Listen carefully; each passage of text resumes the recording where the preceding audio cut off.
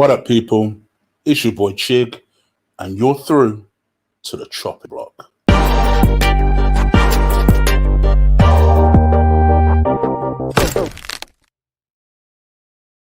Now, for whatever reason, Mr. Lucas Torreira, it's never quite worked out for him since joining Arsenal in 2018. And as you can see by my screen, Lucas Torreira is the next on my docket. Now, I've always been a bit suspect about Lucas Torreira because when he first came in, I was happy. It looked like we were moving in the right direction. Generally, when we buy South Americans, they tend to work out, or they tend to be very tenacious individuals. They tend to be individuals who work hard, who are very industrious, passionate, committed to winning the game. All the kind of qualities that you would exhibit with Alexis Sanchez, who's probably our most well-known South American import. And people will hark back to the likes of people like Carlos Vela, like what happened with Carlos Vela then?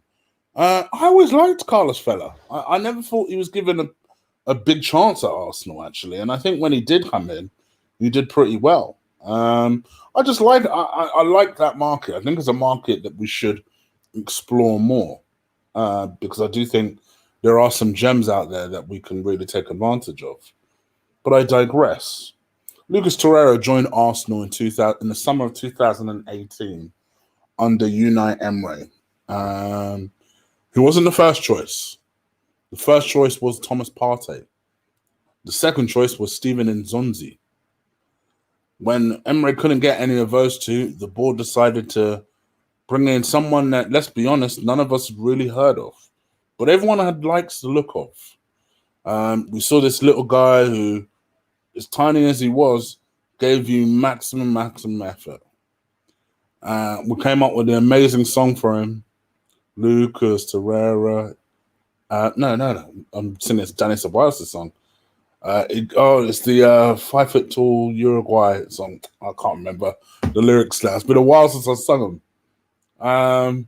And it was a brilliant song, and it was embraced almost immediately.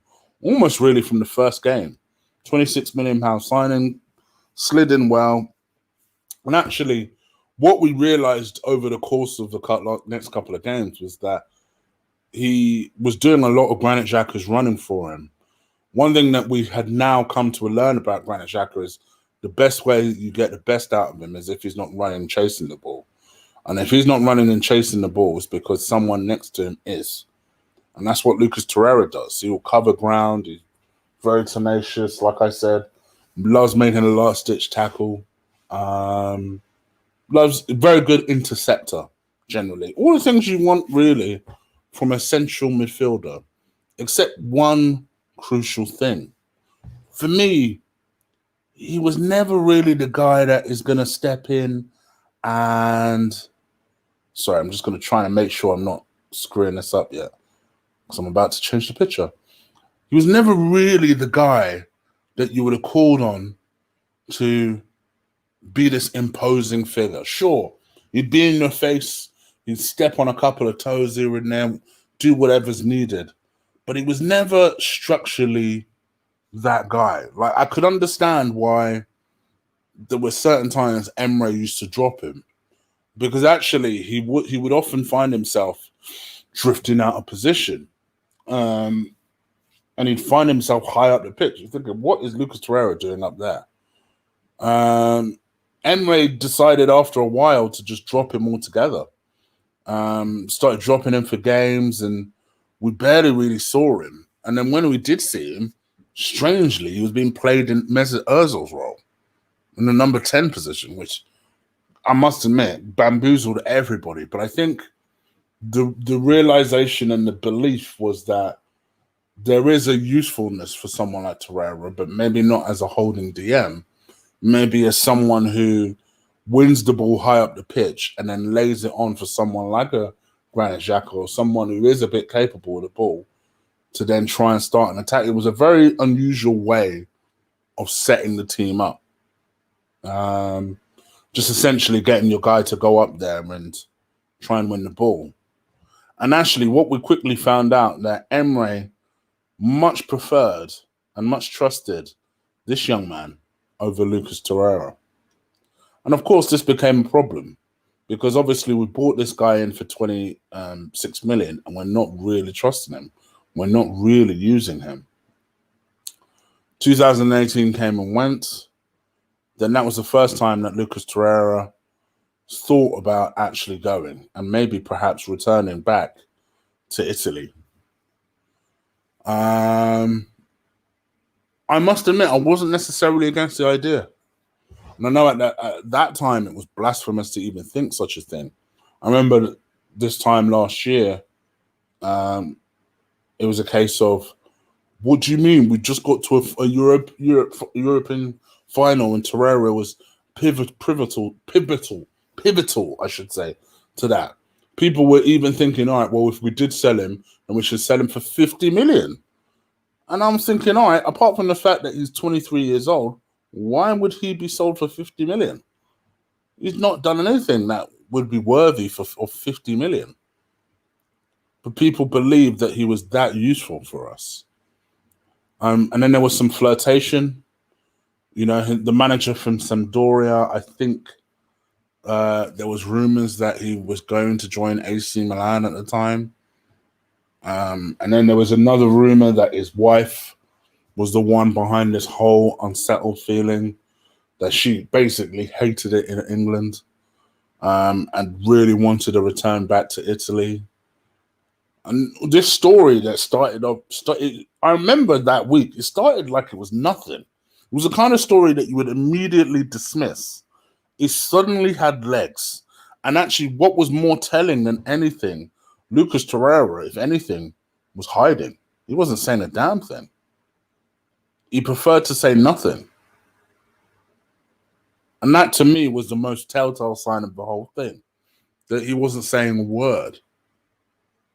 Until eventually he came out and he said that whilst he would not necessarily be against the idea of returning back to Italy, that he understands that he has a contract with Arsenal and he will respect their decision either way.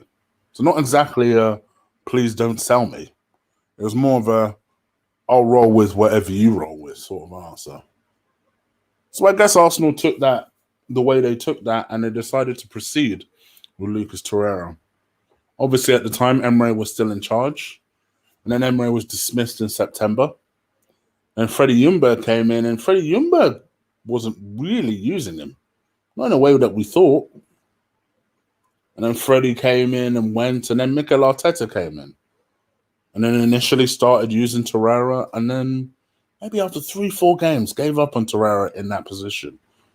Instead, much preferred to use not a Guendouzi, but instead, someone who none of us actually thought he would use in that position.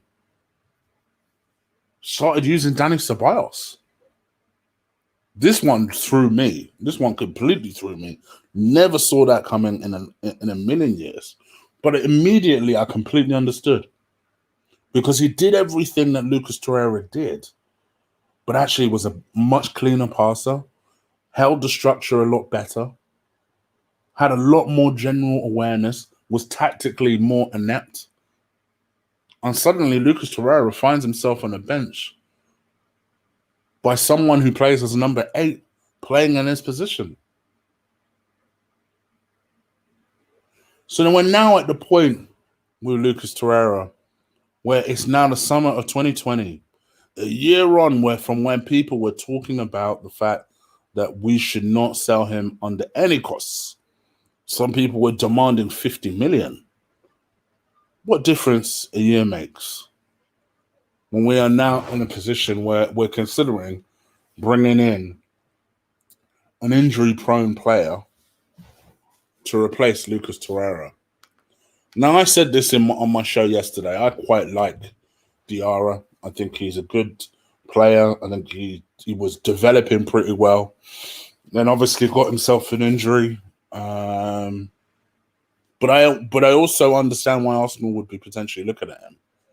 I think that he structurally holds his place in the team a lot. Like he holds position a lot better than Lucas Torreira. Is tactically better. I guess my only question is why Torreira couldn't be coached this. I know that he still doesn't speak English, and maybe that might be a big reason as to why Emre and Arteta have struggled to really teach him that position. But it looks like now that Torreira could actually be on his way out of the club.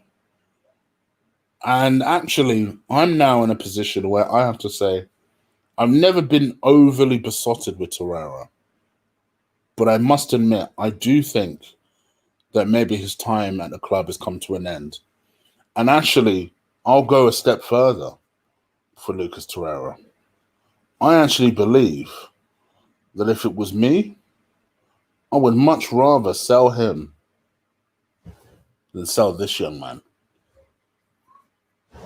You see, for this young man, I think he exhibits more qualities that I would like to hold on to than a Lucas Torreira. See, Ainsley Maitland-Niles, unlike Lucas Torreira, understands what it is to be an Arsenal player. And yeah, I know maybe I'm a romantic, and maybe there's not a lot of players anymore that do truly understand that. And listen, I'll be the first to agree with you on that one. But actually, because the player's been there since he was 6 years old, he gets what it's like to be at Arsenal. He absolutely gets it. He's more versatile than Lucas Torreira. Let's face it. You know, he'll play wherever you need him to play. And actually, not that I'm asking Lucas Torreira to be more versatile than he is, but actually in itself, that tells you that he's more disciplined than Lucas Torreira, that he's able to play left back and do a job there. He's able to play right back and do a job there. He's able to play right wing and do a job there. That takes real discipline to do that. Ironically, for all of the complaints of him being late, when it comes to him being on that pitch, he's one of the most disciplined players out there. Ainsley Maitland-Niles has 3 years left on his contract. Lucas Torreira has 2. Really, with Lucas Torreira, this is about extending him or selling him. And I wouldn't extend him. So that only leaves one option. With Ainsley Maitland-Niles, at least I'd be more confident about him playing, dare I say it, his actual position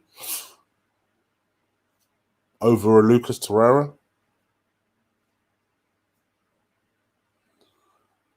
I think that Ainsley Maitland-Niles will be a lot more flexible than Lucas Torreira. And actually, I'll go a step further.